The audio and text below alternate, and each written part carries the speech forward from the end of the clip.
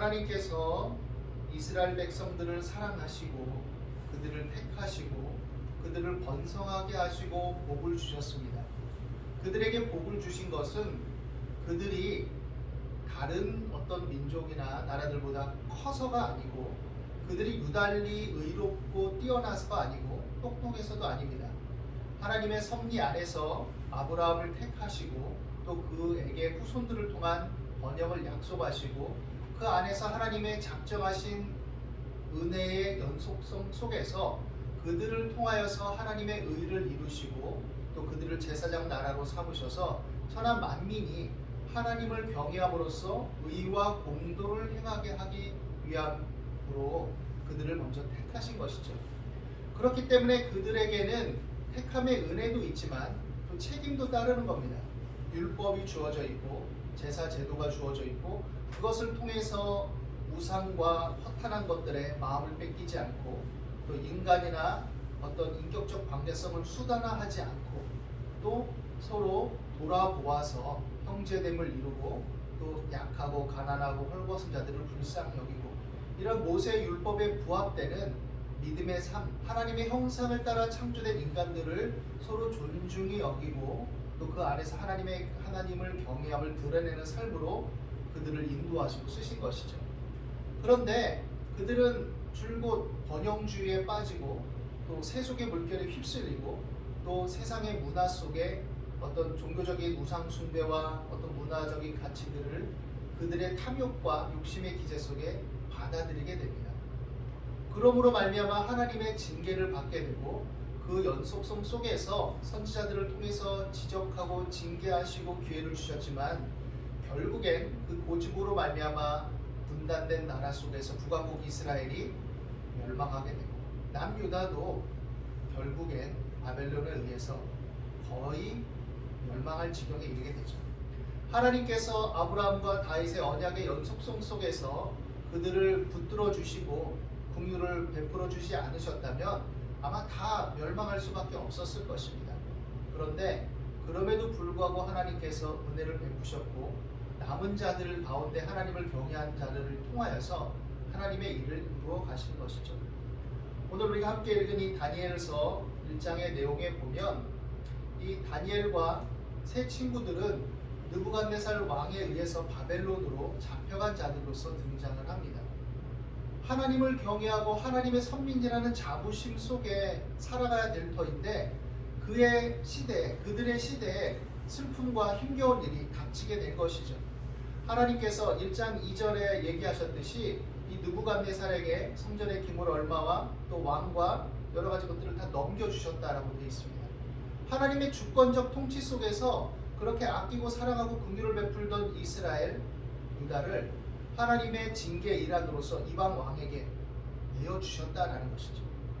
정치 사회적으로 외교적으로 이렇게 차원에서 보면 급변하는 정세 속에서 그것들에 대해서 잘 대처하지 못한 그런 결과 이런 식으로 정치적인 역학구도 속에서 판단할 여지들은 있지만 그러나 그 이면은 그런 정치적인 역량을 발휘해서 외교적인 노선을 잘 밟아서 지혜롭게 대처하지 못한 이 때문에 이 일이 일어난 것이 아니라 그들의 죄악으로 인해서 하나님께서 그 정치적인 역학 속에 그 일을 이루시고 세속의 질서와 역사 속에 하나님이 그것을 허용하셨다라는 것으로 그리스도인들은 하나님의 자녀들은 이해할 수 있는 것이죠.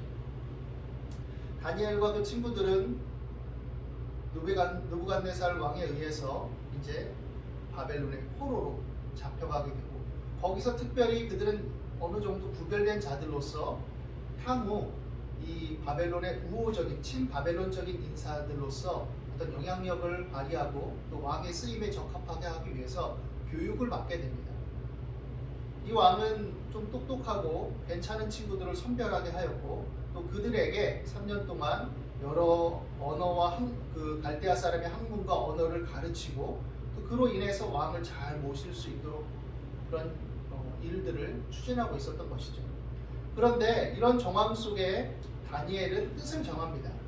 뜻을 정해서 그가 비록 포로로 끌려왔고 또 그가 어느 정도 호의 속에서 왕의 어떤 직속적인 관리와 다스림 속에 있지만 그것을 호의와 어떤 그 가운데 주어진 복으로 여기지 않고 정말 중요한 것이 무엇인지 생각하게 되죠. 그래서 결국 하나님의 징계를 받긴 했지만 자신은 그럼에도 불구하고 천지 만물을 다스리신 하나님의 자녀요 백성인 것을 마음 깊이 새깁니다. 그리고 친구들과 더불어서 뜻을 정하고 비록 이런 신세, 내가 지금 어쩔 수 없이 이방 나라의 포로로 잡혀와서 그들의 문화와 질서 속에 그들의 종교적 체제와 문화적 정치적 체제 속에 있지만 그러나 내가 할 수 있는 그 마음의 중심을 지켜 하나님을 끝까지 섬기고 내 자신을 지키겠다는 결심을 하게 되죠. 그들은 아마도 환관이 되기 위한 그런 흐름 속에서 성을 제거당하는 그런 수모를 겪었다라고 볼 수 있습니다. 그리고 또 하나는 그들은 계명을 당했습니다. 억지로 하나님을 향하는 그 이름의 의미들이 삭제되고 이제 바벨론적인 이름으로서 우상신과 관련된 이름의 의미를 따라서 정체성이 부여되는 것이죠. 그래서 그렇게 부르는 겁니다.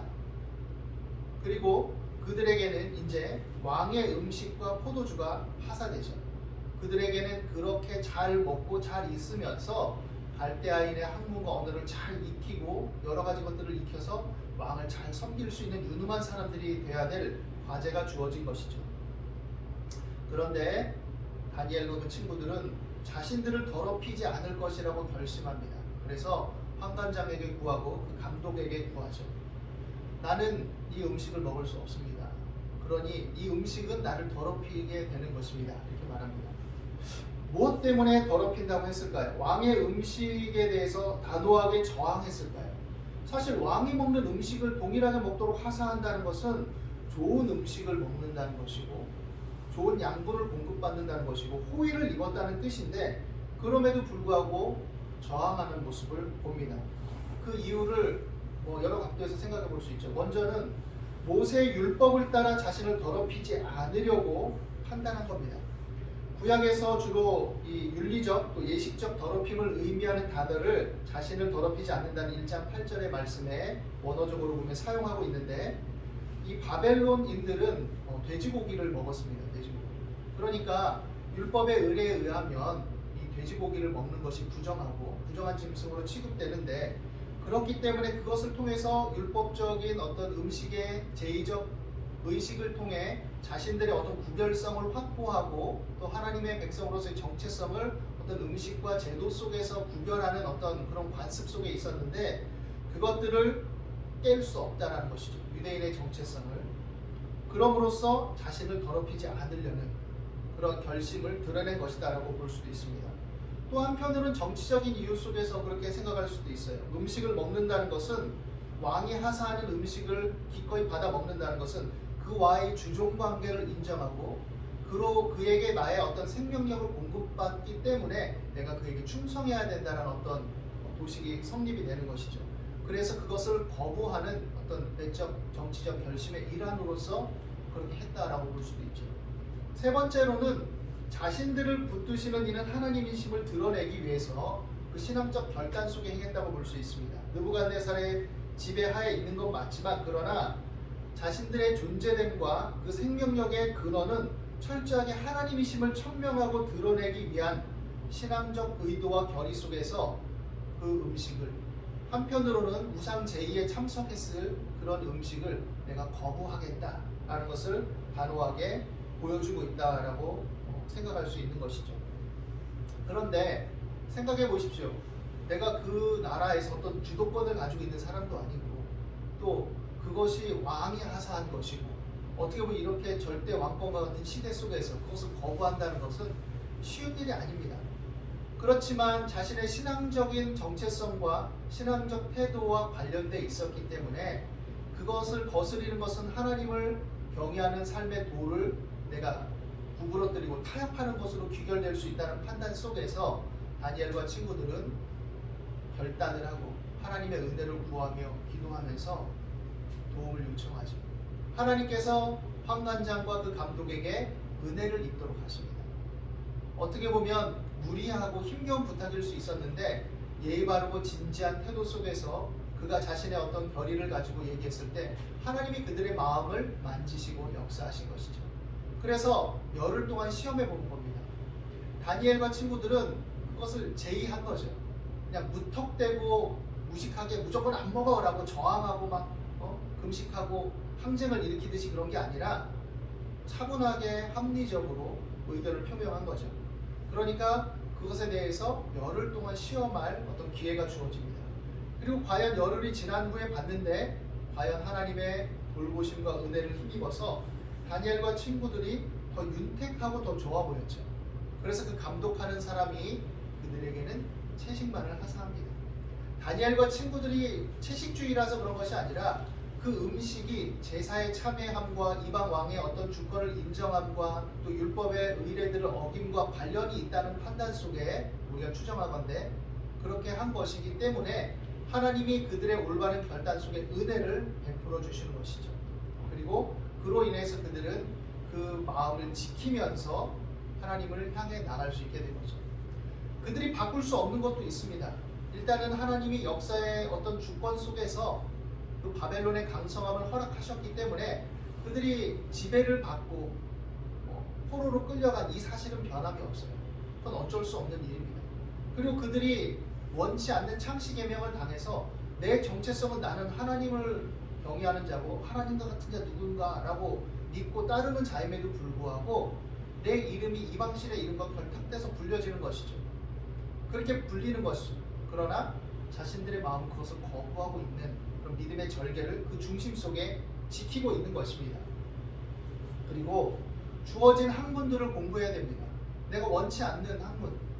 그 당시에 학문이라는 것이 정치적인 여러 가지 관련된 것도 있겠지만 재정일치 사회 속에서 특별히 왕의 어떤 의견을 묻고 또 듣고 거기에 어떤 의견을 아뢰고 할 그런 자들로서 일종의 마법, 마술과 같은 오늘날의 시각으로 보면 또 어떤 별들을 보면서 미래를 예측하고 물론 그것이 단순하게 무슨 미신적인 차원으로 오늘날로 말하면 무당들처럼 그런 식의 접근만은 아니라 나름의 학문적 체계를 가지고 있었다고 볼 수 있는 면들도 있지만 그럼에도 불구하고 그런 술객과 점장이들의 어떤 어른으로서 나중에 보면 다니엘과 그 친구들이 행세하는데 그런 신분이 주어지게 되는 것이죠. 그런 어떤 외적인 그런 차원에도 불구하고 다니엘과 친구들은 주어진 학문과 언어들을 열심히 배우고 익힙니다. 그리고 그것을 하나님의 지혜를 통해 활용하고 그 주어진 위치와 신분을 뛰어넘는 하나님의 능력들을 선포하고 오히려 그것들을 접촉적으로 만드는 지혜와 균형을 또 현실의 적응력을 갖고 하나님을 섬기는 모습들을 보이게 되죠. 그렇기 때문에 하나님께서 그들에게 지혜와 총명을 주시고 또 그들을 테스트했을 때 그 온 나라 박수와 술객보다 10배나 나온 줄 알았다라고 얘기합니다. 월등하게 뛰어나고 온전했던 것이죠. 우리가 주어진 현실과 삶이 내 생각과 뜻과 다르게 전개되는 일들이 많이 있습니다. 살아가다 보면 내가 원치 않는 어떤 주변 환경, 가정 환경, 또 여러 관계적, 사회적 어떤 구조 속에 또 어떤 민족과 국가의 시민사회의 흐름 속에 여러 구도 속에 내가 놓여질 때가 있죠. 그럴 때 환경에 적응하는 것이 필요합니다. 그런데 중요한 것은 거기에 휩쓸리지 않는 자신의 주체성과 중심과 분별이 있어야 된다는 것을 기억해야 되는 것이죠. 우리가 세상에 나가서 살아갈 때 많은 어떤 세속적이고 세상적인 일들과 어우러져서 함께 연합돼서 일을 하고 살아가야 됩니다. 근데 그리스도인들이 나는 하나님의 백성이고 그리스도인이야 하면서 이것들은 세속적인 일이고 이것은 이래서 그렇고 이것은 저래서 저렇고 무조건 배척하고 반대만 한다면 살 수 있는 게 아니죠. 그 모든 것들 또한 하나님의 섭리와 주권 하에 있다라는 것을 기억해야 됩니다. 그리스도인들은 그 속에서 하나님을 경외함으로써 어떻게 사는지 이런 세속과 세상 속에 어떻게 사는 것이 합당한 삶인지를 드러낼 책임과 의무와 또 한편으로 은혜와 특권이 주어진 자들이라고 볼 수 있는 것이죠. 그래서 그 속에서 지혜롭게 하나님의 자녀됨을 드러내는 것이 타당한 것입니다. 1장 17절에 보면 하나님께서 그들에게 주셨다 그럽니다. 뭘 주셨느냐? 학문을 주시고 모든 서적을 깨닫게 하시고 또 지혜를 주셨다라고 말합니다.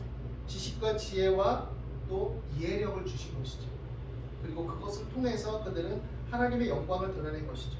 그런데 1장 2절에 보면 주께서 성전의 보물과 여호야김을 느부갓네살에게 넘겨주셨다라고 합니다. 똑같은 단어를 쓰고 있어요.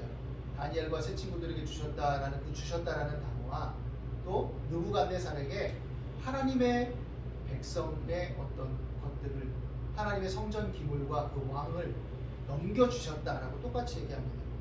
하나님의 절대 주권 속에서 넘겨주신 것이죠. 이스라엘은 징계를 받음으로 그렇게 된 것이고, 그러나 그 속에도 그러한 상황과 현실에도 불구하고 하나님께서는 하나님을 경외하는 남은 자들에게 하나님의 지혜를 주시고 능력을 주셔서 그 속에서 하나님을 경외하는 그 은총의 능력을 드러내게 하신 것이죠. 이 다니엘서를 쭉 나중에 보면 읽다 보면 이제 다니엘과 그 친구들이 어떻게 살아가는지가 보입니다. 이방 나라에 있지만 그 속에서 하나님의 능력과 지혜를 드러내고 여러 대소사에 관여를 하면서 문제가 있을 때 지혜와 아이디어를 제공하는 어떤 신분과 위치 속에 그 국가의 대소사에 참여를 하는 것을 보이게 되죠. 그러나 또 한편으로는 신앙적인 측면에 있어서는 견고하게 서서 타협하지 않는 모습을 보입니다. 그런 일로 인해서 결국 생명의 위협이 다가오기도 하지만, 그러나 다니엘과 세 친구들은 풀무불에서도 사자굴에서도 건짐을 받게 되죠. 그것이 의미하는 것은 무엇이냐?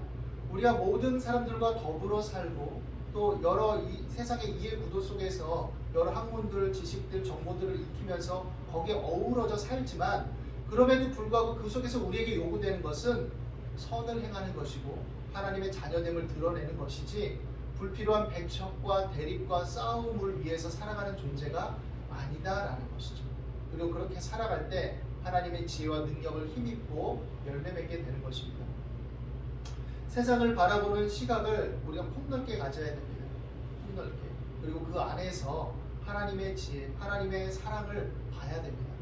우리는 어떻게 보면 이분법적 구도 속에서 믿음과 믿지 않음, 선과 악을 나누지만 또 이 세상은 악하고 또 하나님 믿는 교회는 선하고 이런 식으로 다가가지만, 하나님의 애정과 사랑은, 긍휼은 이 세상을 향해서도 여전히 있다라는 것을 기억해야 됩니다. 그리고 그 속에서 의를 행하는 자들을 붙드시고 하나님의 영광을 드러내고 계신다는 것을 봐야 됩니다. 오늘 우리의 믿음 안에서 어디로 가든지 하나님의 자녀됨을 잊지 않는 그런 믿음의 삶이 되기를 바랍니다. 무슨 일을 하든지 하나님의 은혜와 사랑 안에서 다른 사람들의 유익과 발전을 도모하면서 성실하게 행하고, 또 그 속에서 나의 믿음의 절개를 지키고 하나님을 경외함으로써 신앙을 견고하게 다지고, 또 그 안에서 하나님의 역사하심과 지혜와 능력과 붙드심을 맛보면서 증거하는 그런 믿음의 삶이 되시기를 예수님의 이름으로 축원합니다. 기도하겠습니다. 하나님께서 우리 가운데 역사하시고 은혜를 베푸심을 믿습니다. 어디로 가든지 함께 하신 하나님, 그 안에서 하나님을 경외하게 하시고 성령으로 충만하게 하시고 선을 행하고 유익을 끼치며 화평케 하는 권세로서 열매 맺게 도와주시고, 그러나 믿음의 중심을 견고하게 지켜서 범사에 하나님의 자녀됨을 드러내며 하나님의 붙드심과 도우심을 증거하는 삶이 되도록 주의 자녀들 가운데 역사하여 주옵소서. 오늘도 함께 하심을 감사하며 예수님의 이름으로 기도드립니다.